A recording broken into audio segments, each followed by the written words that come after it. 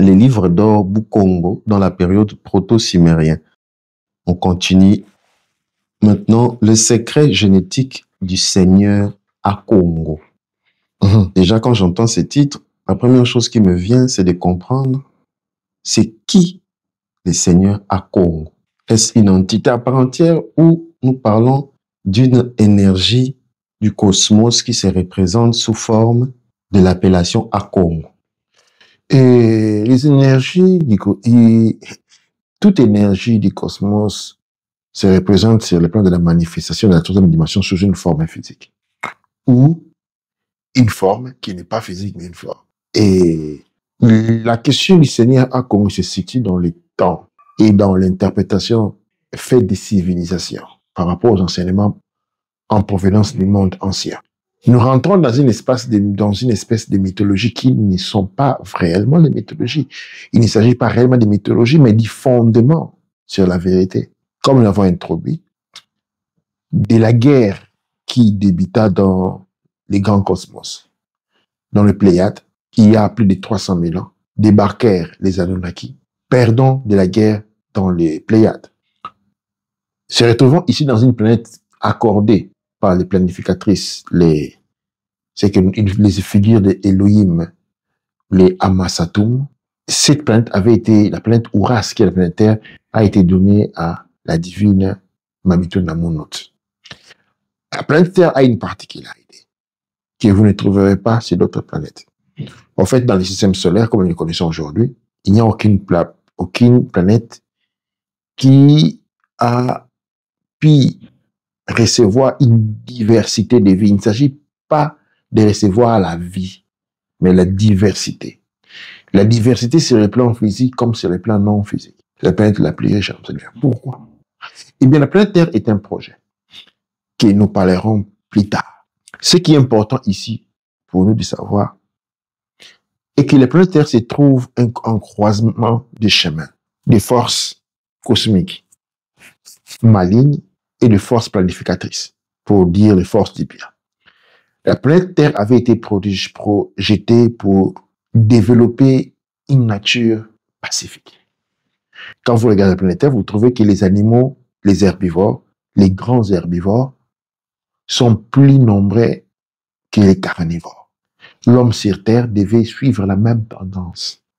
En fait, les Gagisa ont été introduits par évolution, l'accélération évolutive par apport génétique des Amasatum pour développer un être que nous pouvons dire, bon, un être au tempérament calme, un être dans l'âme grande. Cette planète n'était pas au départ planifiée pour développer ou peupler des peuples barbares. La planète Terre était comme un projet éco-spirituel, c'était de l'écologie spirituelle pour combattre ce qui serait venu dans le futur, les grands mâles, la grande expansion du mal en provenance du centre du noyau galactique. Le Seigneur Akongo, rentrons maintenant sur le point du Seigneur Akongo, est une translation. Le Seigneur Akongo est Aoussa d'Égypte, de la littérature égyptienne, et Enki de la littérature sumérienne. Il s'agit du même personnage. Le peuple propre dans cette région ont connu un apport beaucoup plus de Haoussa. C'est ainsi que dans les idées que nous avons sur les panthéons même, quand nous rentrons dans l'égyptologie, nous trouvons un panthéon hautement diversifié avec des noms. Ces appellations se retrouvent aussi dans le Bukongo. Un exemple où un premier apport est Akongo. Akongo, c'est le seigneur Aoussa, Osiris ou Enki. Il représente les points de départ. Il représente les camps de la divine mère. En fait, il prend le nom de A, on l'appelle le divin ou le père divin Akongo. C'est lui de par qui la royauté s'exprime. C'est lui de par qui les pouvoirs réels s'expriment. Quand nous utilisons les syllabaires sumériens, Akongo donne exactement cela. A est une voyelle. Ok, non?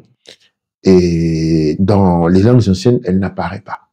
Nous avons les KNG. OK? Les DO n'apparaissent pas. KNG, qui renvoie à la manifestation royale. Hausa exprime la royauté qu'il reçoit du clan féminin. C'est comme ça, il est représenté par la première lettre. On dit Akongo. On dit les premiers à avoir été initiés dans le secret de la spiritualité véritable. Et par conséquent, il vient les premiers pères divins. Nous parlons aussi de la génétique. Parce que la création de l'homme, création, nous pouvons parler des créations en tant que, ne parlons pas des créations, parlons de la jeunesse. Hein? La jeunesse, c'est un début. Quand on dit création, ça renvoie à un créateur. Mais ce n'est pas réellement comme ça que les choses se sont passées selon la science Bukongo, selon les enfants Bukongo. Il s'agit d'une jeunesse. La jeunesse de l'humanité, ok? Les Igoubi ne font pas partie de l'humanité. Les Igoubi, ok? L'animal, ou disons l'être primitif.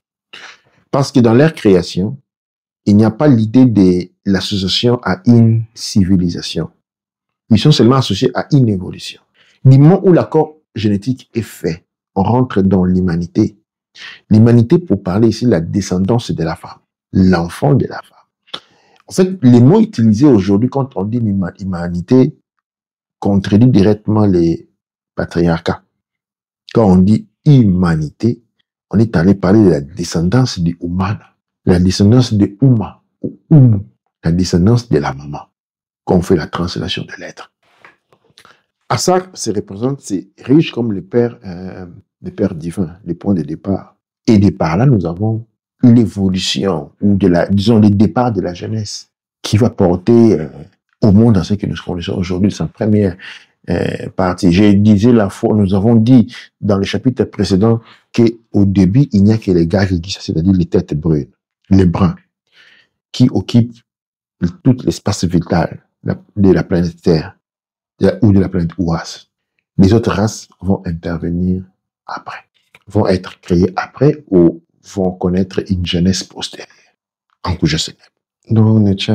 Bon, parlant des autres races, non, on va d'abord rester sur ce que je pense être notre race. Comme on a dit dans la vidéo précédente, là où on en découle, nous, les mélanodermes, si on doit dire ça comme ça. Qu'est-ce qui s'est réellement passé quand, je ne sais pas si je dois dire les Anunnaki, si je peux aussi les appeler comme ça, quand ils sont arrivés pour fabriquer ou encore créer l'homme, je ne sais pas aussi quel est le mot juste, on a pris les humains, le Kagisa, on les a tout simplement modifiés génétiquement en leur donnant des vaccins, où ils se sont servis des gènes de ces êtres pour en créer ce que nous sommes aujourd'hui. Absolument pas. Et les Anunnaki qui trouvent une situation, l'idée des Anunnaki aujourd'hui associée un peu à celui des archontes, les grandes puissances qui ne sont pas en mesure de créer mais peuvent transformer. Et les Anunnaki déjà ne font pas ce travail-là. Ok, ils en sont complètement capables parce que les Anunnaki ou les Anunna sont les princes des Anous, les fils des Anous. L'éternel, c'est-à-dire qu'on dit Anou, l'éternel des armées. L'armée Anunnaki, l'armée, c'est l'armée Anunnaki. Okay. L'éternel des armées, c'est le guide des légions militaires. Okay, non? Quand l'éternel des armées, on parle des armes, on parle de la violence. Vous voyez un peu. Ce n'est pas l'éternel de la chorale. C'est l'éternel des armées. Et c'est qui l'éternel des armées? C'est Anou. Pourquoi les armées? Parce qu'ils combinent les légions, des bataillons d'Anunnaki qui sont des princes guerriers. Ils ne sont pas des généticiens. Quand les Anunnaki débarquent dans les bestiaires célestes qui échouent sur Terre il y a 300 000 ans, ils trouvent que Mamitu Namu, l'autorité terrestre, était déjà sur Terre, accompagné de son fils, Ausar, Saham, les généticiens, des Nungal, les enfants des Ausar. Les Nungal sont ceux qui vont plus tard être passés pour les anges gardiens, les anges et les archanges, les Nungal. Une création de Ausar. Et puis nous avons sur Terre arrivé la colonne des Amasatum, de la terre, sous la guide de la reine d'Immergé. La reine d'Immergé avait commencé sous la guide Mamitou Namo le programme. Il y a plusieurs programmes de création, nous verrons un peu plus tard. Nous allons arriver directement au Gagisa. Ils créèrent des espèces, des races, les Ikubi et les Igubi. Les Ikubi sont des singes tout point, les Igubi ont les potentiels évolutifs. Ils ont évolué depuis pendant très longtemps. L'homme n'a pas été créé à 300 000 ans, il y a longtemps. Il y a au moins 1 600 000 ans. Et à 300 000 ans, les Anunnaki arrivent. Les Anunnaki, quand ils arrivent, d'abord, ils étaient en guerre contre les camps féminins. Il y a une guerre entre les camps féminins et masculins. Quand ils arrivent, ils retrouvent les Nungal et Aosa qui représentaient les camps féminins. Ils vont les contraindre à aller aux travaux forcés parce qu'ils sont plus nombreux ici. Les Nungal vont creuser à la main les fleuves Tigre et Euphrate, l'aménagement de la Méditerranée pour les rendre un endroit vivable. Après, il y avait un problème dans la famille des dieux qui n'acceptait pas tout simplement que les dieux puissent mettre en esclavage d'autres dieux. Et comment cela avait été résolu? Le Père divin Anu va imposer à Osa, s'il veut libérer ses fils, les Nungal, de l'esclavage qu'il avait été imposé, il devait modifier génétiquement les êtres qui habitaient sur ces terres. Et ils sont ramassés, ok? Ils sont attrapés, il y a une chasse, ok? Et ce n'est pas tous qui sont capturés, ok? Ce n'est pas tous qui sont capturés, mais une bonne partie, aujourd'hui, là on ne va pas parler de pourcentage, qui vont être capturés et on va commencer à faire un travail de réduction de l'intellect, ok? Ceux qui ont survécu se sont échappés. Ils sont allés partout, disséminés partout. Beaucoup se sont enfouis de la Cimérie. Beaucoup sont restés aussi. Et là, nous sommes parlant des gars qui s'agnaquaient des têtes brunes sur terre. Après, qu'est-ce qui va se passer? Il va se passer que, mis sous esclavage, on modifie génétiquement pour réduire l'intelligence. Les campagnes d'intelligence fonctionnent, les campagnes de vaccination fonctionnent de cette manière. Quand on voyait que l'homme commençait à poser des questions sur sa condition, d'où dit l'homme ne doit pas poser des questions sur sa condition et accepter parce que tout est le don de l'éternel. Ne questionne pas ce qu'il y a, ne questionne pas, accepte tout simplement. Quand l'homme questionnait, c'était d'arriver le temps de fallait faire des campagnes de vaccination pour réduire le coefficient, pour rendre flou les yeux. Et ce travail avait été fait par Aoussar, contraint de par la force militaire de l'éternel des armées. L'homme est stérile, il ne reproduit pas. L'homme est sans science, sans connaissance. Ce n'est qu'il même au travail. Comme je disais avant, c'est comme aujourd'hui, nous sommes en Afrique, qui représente l'antique Sumérie aujourd'hui. Les enfants qui vont travailler dans les mines, ils vont travailler tous les jours dans les mines. Ils vont prélever des stocks de tonnes de mille. Ils ne comprennent pas ce qui ces mines servent. Et ils sont payés quoi? $1 par jour, $2 par... Vous voyez un peu. Pendant que ceux qui sont en train de les terrer coûtent, c'est une fortune. La même condition, les gars qui se retrouvaient.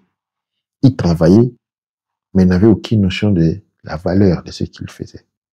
Ils ne faisaient aucune relation entre leurs mains et leur ventre, qui est les mains nourrir les ventres. Telle était la condition imposée à l'homme par les dieux Anunnaki. Alors ça va venir, il va rompre cet équilibre.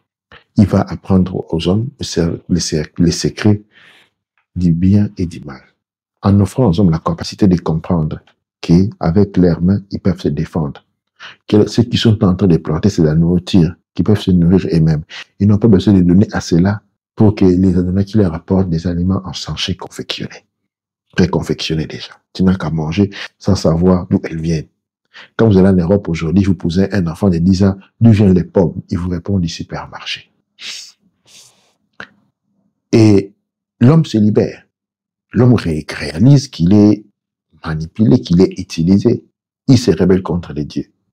Les dieux est révolté dans les Écritures. Ils disent que, et voilà, l'homme est devenu comme un de nous. S'il comprend les secrets de l'immortalité, c'est-à-dire, quand on parle des secrets de l'immortalité, c'est la faculté de la fertilité. Si l'homme découvre les secrets de la fertilité, nous sommes foutus.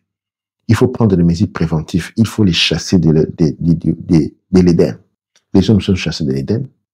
Ils descendent vers les lignes et créent les premières civilisations sumériennes, proto-sumériennes.